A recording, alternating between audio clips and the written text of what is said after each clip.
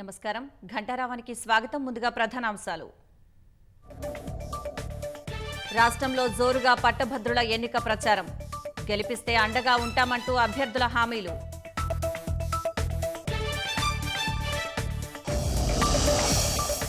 బెంగళూరులోని రేవ్ పార్టీలో తెలుగు టీవీ నటీనటులు. ఓ కారుపై ఆంధ్రప్రదేశ్ మంత్రి స్టిక్కర్ గుర్తింపు.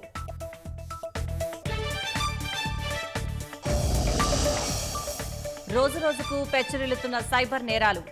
కొత్త పంథాలో ఖాతాలు కొల్లగొడుతున్న కేటుగాళ్లు.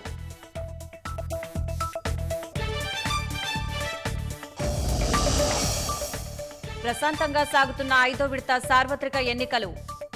ఉదయం 11 గంటల వరకు 27.76% ఓటింగ్. హెలికాప్టర్ ప్రమాదంలో ఇరాన్ అధ్యక్షుడు దుర్మరణం.